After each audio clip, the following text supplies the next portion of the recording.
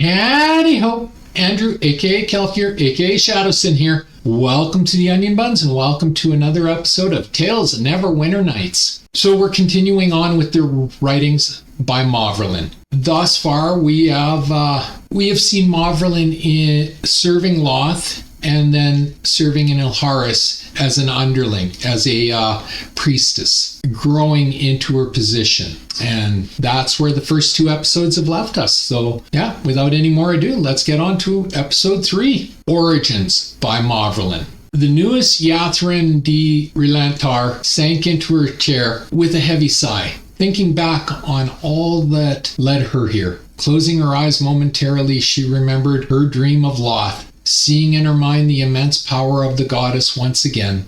A small smile curved her lips, remembering also that upon walking from the dream, she was no longer of human form. Gone was the fair skin and flaming hair. When she left her room to join her family, they stared in horror at the transformation. "Out, ye evil Drowis! Out! We nay not want any o' your kind here," shouted the head of the family. Mauvrelin asked, "But Papa, do you not know your own daughter?" His face reddened with anger in him. He stood and replied, "Nay, evil one, you are no daughter o' mine. Begone with ye, before I have ye thrown out." Shocked and hurt at these words, her eyes filled with tears. She turned and ran from the mansion she had always known as home. Running with no destination in mind, her mind in turmoil, Mauve came upon a small inn. When she entered, no other patrons were around to point fingers or shout their hate at her. Sinking into the closest chair, she wondered at her position. Slowly the tears dried, the hurt became anger, and her heart hardened. "I shall search for others of my kind," she thought to herself. She muttered under her breath, "They will know how to help me. Loth tumala, ustin exun alumption, I do Loth's will." She wondered where her knowledge of this strange phrase came from. Determined, her purpose unknown, Mauvrelin searched 3 days for others of her kind. On the third day she entered an inn known as Magtaga and encountered a Drowis dressed in black and red robes similar to her own. Thinking this a sign from Loth, Mauve approached her table. "What is it you want, dear?" spoke the lone Drowis.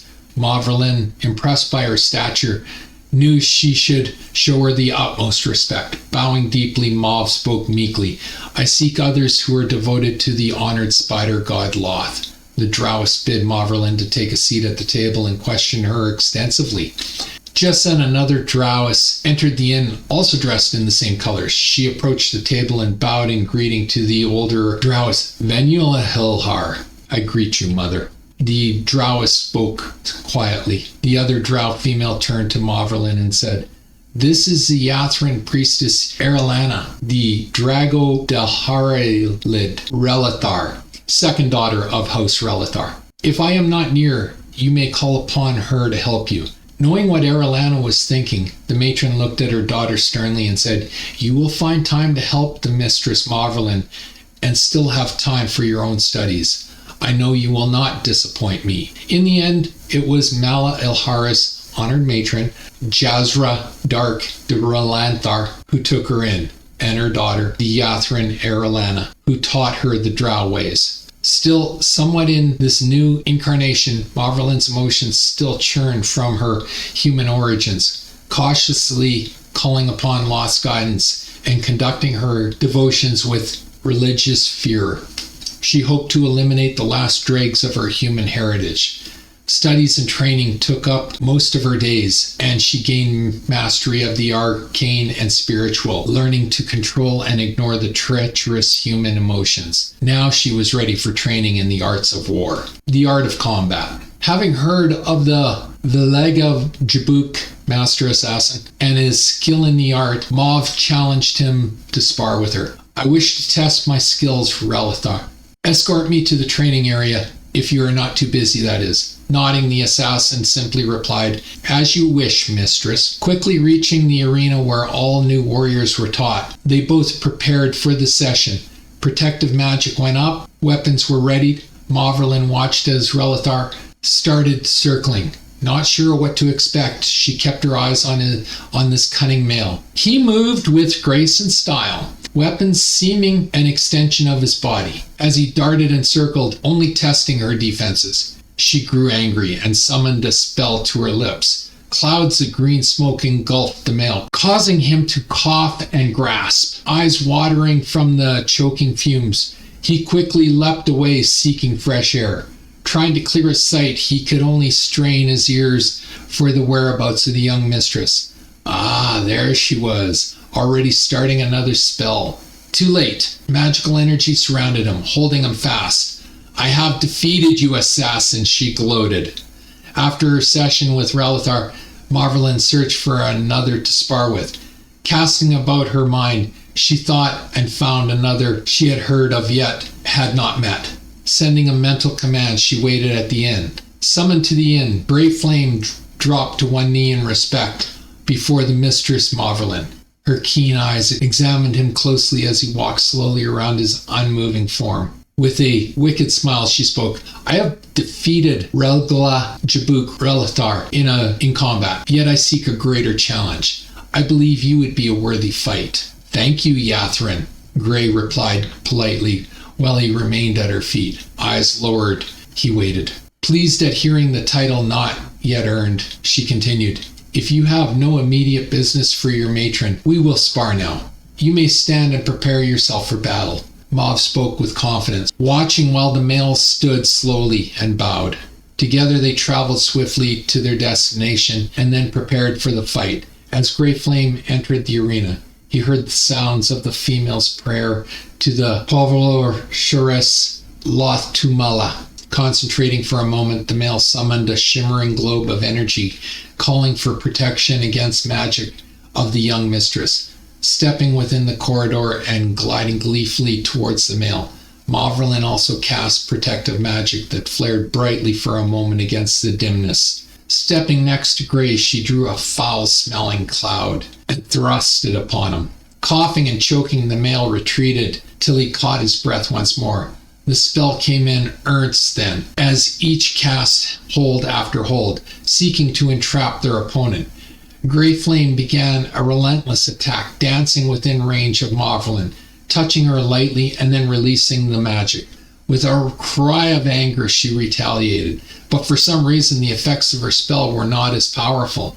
As the male's cloak failed, Marvelyn, now badly wounded, cast a powerful lightning bolt directly at the male. It seared his flesh, bounced off a nearby wall, striking him again, and then slammed directly into the weakened priestess. She fell to the ground instantly. The words of another spell died on Grey Flame's lips as he watched the young mistress fall. Wanting to live, Marvelyn used her last bit of strength to reach for the healing amulet in her bag. Placing it on the wound, she stopped the blood from flowing. His face showing no expression, Grey Flame watched as the young mistress healed herself. Recovering some of her strength, she stood and spoke. Escort me to the inn. Nodding, Grey Flame offered his arm to Marvelyn. Taking his arm, the mistress indicated that she was ready. His eyes ever watchful for ambush, they quickly returned to the inn. Dismissing Grey Flame when they arrived, she retreated to a private room. Fully recovered, Marvelyn received a message from Nilharis. Upon reading it, she quickly packed and headed back to Relentar. The sacrifice. Immediately on Marvelyn's return to Relentar, the Ilharis summoned her. She entered and bowed to her matron. Before the new mistress de Relentar could rise, the matron's quick backhand struck her to the ground. Still wondering what had hit her, she slowly arose and asked, Ilharis, what have I done to lose favor in your eyes? Teach me so I will not repeat my mistake. With anger upon her face, Matron Jazra spoke. You never ask a male what he wishes. You are mistress, and the males will do as they are told. Always remember who you are. Mauve's head bowed under the harsh words that followed, but she listened and learned. Upon dismissal, she returned to her chambers, pondering all that Matron Jazra had explained to her. Marvelyn decided to head to the temple. Still hurting from the blow, and thinking on the words of the matron, Marvelyn entered the house temple. Reaching a decision, she again called upon Loth by fasting and praying. Seconds became minutes, minutes became hours, and hours became days. Weakened from hunger and the labor of her vigil, Maverlin slipped in and out of consciousness until finally Loth was able to enter her mind. Then Loth showed what sacrifice would mean. Look to your battles, Maverlin, and you will find you the answer. From above the battle ground, Maverlin saw herself standing over the held Relithar, gloating at her easy victory. Loth spoke again. No, Maverlin, you bring no honor to me by gloating about a victory you know you were allowed to win. Look again. This time Maverlin saw herself lying on the ground, her blood draining from her body after her battle with Grey Flame. Wanting to live, Maverlin used her last bit of strength to reach for the healing amulet in her bag. Placing it on the wound, she stopped the blood from flowing. Yes, Maverlin, your answer lies in this battle. Your form might no longer be human, but the blood you stopped from flowing is. Resolve firm. Maverlin took the sacrificial dagger from the altar and plunged it into her heart. With her dying breath, she committed her human soul to Loth. When Mav opened her eyes, she thought it had been another dream. Looking around and finding herself in her sleeping chamber, she stood up from her bed. She felt different, stronger, and more powerful than before. Running to the mirror, she stared at features that were the same, yet not the same. Now more refined, more sensual. She touched her face in awe and reverence of Loth's power. Saying a quick prayer and thanks for yet another incarnation, she quickly notified the Ilaharis of what had happened. Once more, she prepared herself to relearn the powers of the priestess of Loth. This time, Loth must have favored her. Instead of 3 days of intense clerical training, she was ready in 1 day to begin the study of the mystical arts. Again, it took only half the time to achieve mastery of the arcane, as well as the spiritual. Stronger power coursing through her and sent word that her training was complete. Having some time on her hand and wishing to learn more of her new heritage, Maverlin called on the Yathralin Ariana, finding her in the gardens of Neverwinter. All right, so that ends today's, but as I said, I had never read Maverlin's origin story, and I didn't know that she came from humans.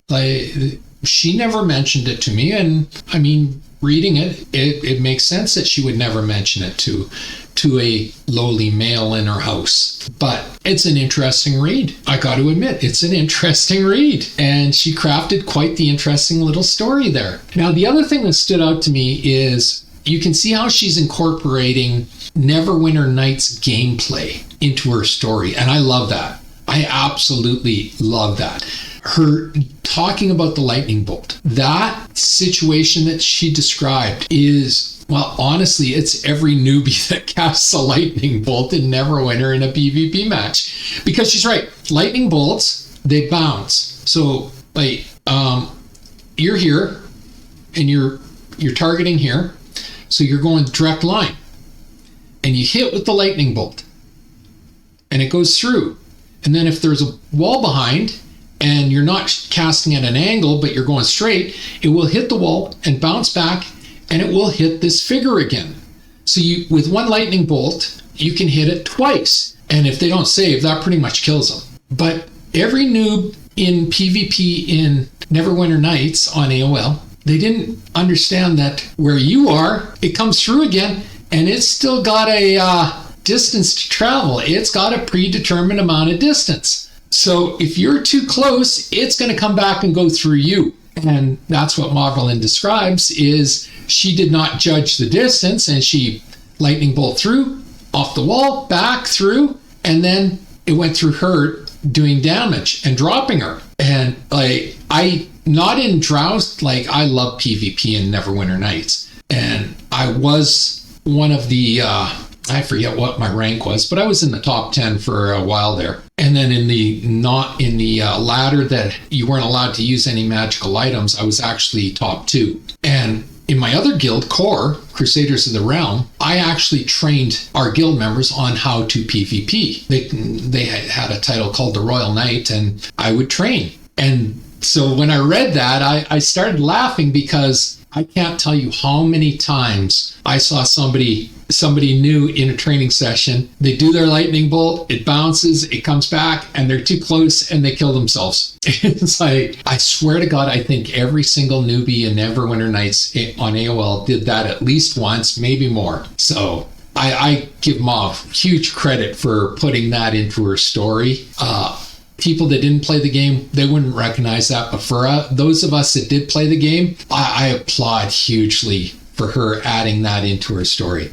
I got to admit, I am thoroughly enjoying reading her stories. I really am. But that brings us to the conclusion of episode 3. If you like this video, leave a like, subscribe, and a share. I'm trying to grow my channel, and a like, subscribe, and a share does me wonders, and I do appreciate it. It takes 1 second to subscribe. Costs you absolutely nothing, helps me immensely. Just hit the subscribe button on the bottom of the screen. If you're watching this on Rumble, please follow my channel. Always feel free to leave a comment. As I keep saying every week, if you have any RP stories of your own, it doesn't have to be drow, it doesn't have to be fantasy, it could be science fiction. If you've written some and you're proud of them and you want to share them, please send them my way and I will file them away. And once I'm done with all of Mauverlin's writings and the drow stories, and I will get to those and I will make videos on them. So please send them my way. You can contact me through the YouTube channel, you can contact me through Rumble, or you can contact me on Facebook through Kelfier Dialantharp. And yeah, so please send me your stories. Also, leaving a comment really does help me with the YouTube algorithm and getting more eyes on my videos. And as always, pew pew pew and shit. Thanks for watching. Have a great day. Bye.